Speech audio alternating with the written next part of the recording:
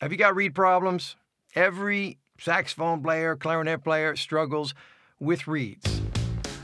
I don't so much anymore though.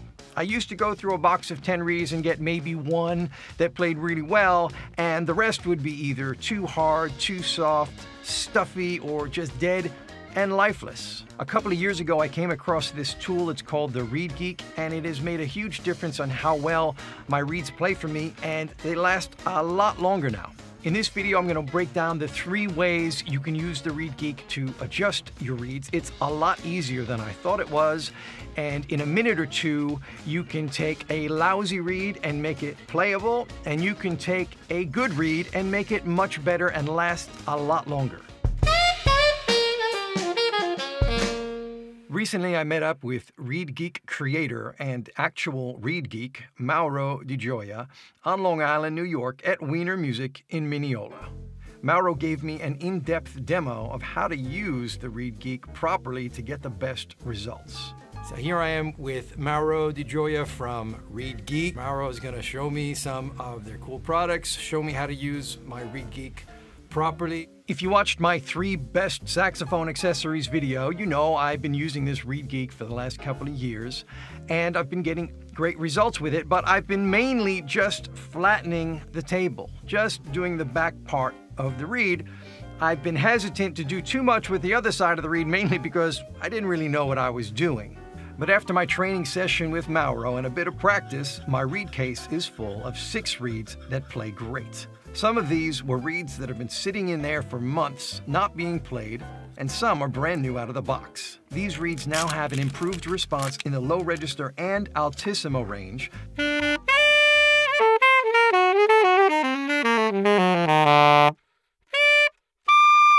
Let's listen to Mauro's analogy of how your reed and mouthpiece work like a car's engine. Basically, this mouthpiece is like a carburetor in a car. This is what really generates the energy of the sound. So when you blow, this reed is almost like a valve seal. The reed tends to warp.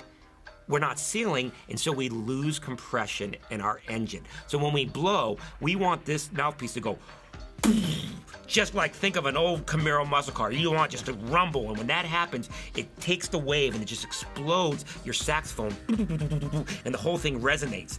Let's begin with step 1, which is the easiest and also most important, flattening the table of the reed. I do this before every playing session on every reed. So the first thing I always do is I go on and hit it with the geek. What I'm doing here is I'm just kind of going forward and back. Some people just swipe this way, but you can see we're taking off anything that is out of square. And you can also feel how smooth that is. As you probably know, we're sealing the pores.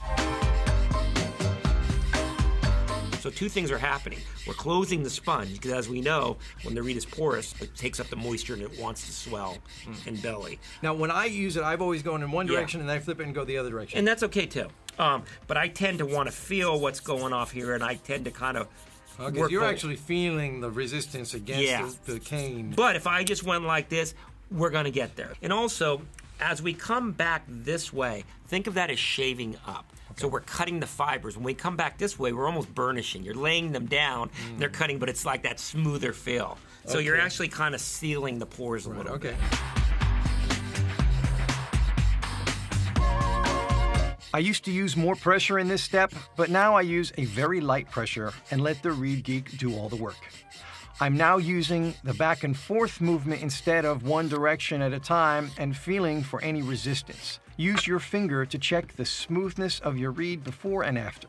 Now, if you're lazy like me, you could just stop there. You can just do that one adjustment and you'll get an enormous benefit increase in playability on all of your reeds, and they're going to last a lot longer. Since I've been using the ReedGeek, my reeds last me for months. Now keep in mind that the table and facing of your mouthpiece need to be flat and in good condition. Any deformities here can adversely affect how all your reeds play. In the next steps, we're going to improve the response and clarity of our reeds. We don't need to use this every time, but we do have a plaque and gauge kit. So what this does is tells us exactly where our mouthpiece facing is. And we can see that it's seating very well, very even. That means our reed was flat because we flattened it with the ReedGeek. What I'm marking here, That's the facing on the mouthpiece. If I just run a little sense of our spine here, this is where our facing is. This is our heart, and these are our wings, I call them, like an airplane wing. So basically, we want these wings to be ultra flexible. Any of the fiber in here, the more we clean out the area in here, the clearer our reed's gonna be, the clearer the sound is gonna be. You can, if we hold this reed up to the light, which is on the mouthpiece, we'll see all that fiber density in there. The more we clear out and get this wing to be flexible around the facing, the clearer the reed is gonna be. So I can feel a little bit of just, even in the reels, a little bit of stiffness imbalance right here. So this is where I would hit. We can also use your black diamond, but just with the standard geek, I'm using the tip. I'm actually just pushing and feeling a little bit of the rails. I could use any of the sides of the geek in here, coming in here. You don't have to do this on the mouthpiece. You can do it on your plaque, but what I'm doing is I'm just feeling a little different vibration where our facing is. At first, this might seem a little tricky. Like me, you may be worried you're going to mess up a good reed. So do this instead. Take your lousy reeds. Take some old reeds you may have lying around in a box somewhere and practice on them. Get your ReedGeek out. Take a horrible reed and see how well you can improve it using these different steps I'm showing you here. I've got this box of old reeds to practice and experiment on. Nothing to lose. I find using the gauge to find the facing and outlining the spine helps a lot. So let's do that first. I also find that leaving the reed on the mouthpiece for all these adjustments makes the process go much faster, which makes it easier to hear and feel the difference after each adjustment. You're going to want to clear out fibers in this area and also on the rails of the reed. At first, you'll probably feel like you're guessing as to which side of the reed is less flexible or more dense. Here's a trick I came across while practicing with a lot of reeds. Just adjust one side, one wing of the reed first. Make the adjustment and then play test it. You should then hear a clear difference and feel a clear difference between the two sides of the reed. Then go ahead and adjust the other side and work on both sides until you get them to match up at the flexibility level you want. I find doing it this way makes it easier to feel the difference between the two sides of the reed and eventually match them up. Think of this as an airplane wing. Okay, we have the facing curve. If the wing is doing this, heavier on one side, you end up putting more pressure to try to get it to vibrate. Now, how are you able to tell which? I mean, so is it just by looking at it visually that you tell which is? You can heavier? look at it visually, look for density, more density. It's not thickness; it's density of fiber. So I'll also hold it up, and I can actually feel just by bending it a little bit that there's a little bit more density, and you almost can see it on that right side. Yeah, that felt I could feel a little bit more on that. Yes. I'm just using this pencil eraser to erase away a little bit of this density here. And most reeds have a lot of congestion, I call it. I can also feel that right side some more. So I will tend to come in here and even just take it out.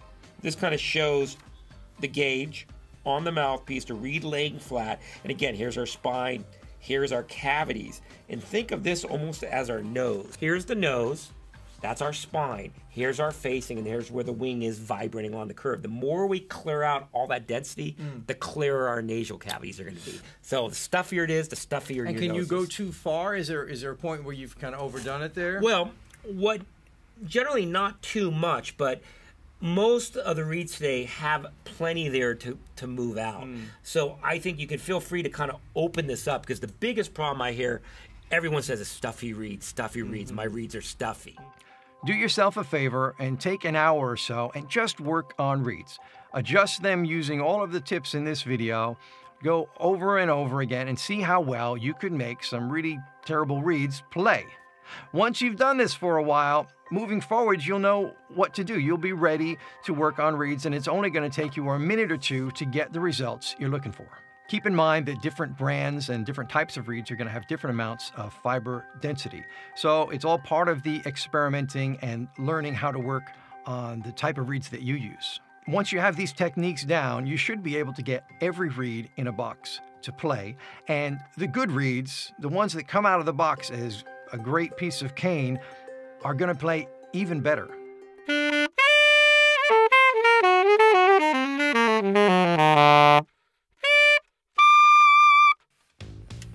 plays effortlessly. I mean, if that's the worst reed I have, that's probably the worst reed I have right now. I asked Mauro if he ever had a bad reed, and he gave me a very honest answer. Some pieces of cane are just better than others. Sometimes you get a reed and the cane itself is fantastic. You can make that reed better using these adjustment techniques. Sometimes you get a reed and the cane is not so good. Those reeds you can also improve on and make them play well. They may not be a great reed, but you don't have to just throw them away anymore. The third adjustment we're going to make is on the spine. The other thing we can do at the end, and this is where the black diamond is very nice, we have these curves on the tool, is that you can come in here and work back the spine contour just a little bit. The spine is really thick. You're trying to vibrate this tip. It's thick, it's stiff. If we start getting that spine back a little bit, and if you find that the low notes are really stiff, you can work into the back. Now this one we're going to want to do in the opposite direction, and again we're going to want to leave the reed on the mouthpiece so that we can go back and forth and quickly test to see the difference our little fine adjustments are making. Once you've got the wings of your reed flexing evenly and vibrating freely, you can make this adjustment on the spine to change the color of your reed.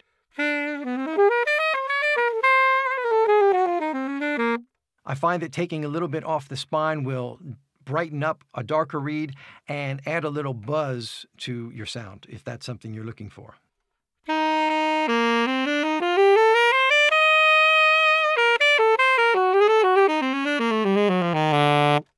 Again, you're going to want to practice on some old, stuffy reeds that you wouldn't be playing on anyway. Let's listen to Mauro recap the 3 types of reed adjustments. Number 1, our flatness. That goes a long way. Yeah. Our engine has now got compression, hence we play. Number 2 is the airplane wind, just getting the density so it's not so stuffy. Number 3 is that action, and that's your spine. Think of reed adjustment like the saw sharpening analogy. You're in the woods, you come across somebody who's working really hard to saw down a tree with a dull saw. So you say to them, maybe you should take a break and sharpen your saw, then the work will be much easier and go a lot faster. And they reply, I don't have time to sharpen my saw. Can't you see I'm busy sawing? Let's not be that person. I know I'm not the only one out there who has struggled with dead, stuffy, unresponsive reeds. I know I'm not the only person who's ever said at a gig or rehearsal, sorry, I've got a really bad reed today. Now that I've learned to adjust my reeds, I've got no excuse, and really neither do you. I put links in the description below on where you can pick one of these up on Amazon. I'll be honest, it's a little bit expensive. However, think of it like this. If you can afford to spend money on reeds that you're never gonna play, you can afford to buy one of these. I promise it's gonna save you lots of money in the long run. It will last forever, and you're gonna have more fun playing your saxophone and save lots of time. I would go so far as to say that it should be considered essential gear for any serious saxophone or clarinet player. That's all for today. If you've got any questions about the ReedGeek and how to use it, put them in the comments section below. I'll respond. Maybe I can even get Mauro to answer some of your comments directly. If you got some value out of this video, go ahead and click the like button. If you're not yet subscribed, go ahead and subscribe. Thanks for watching. See you in the next video.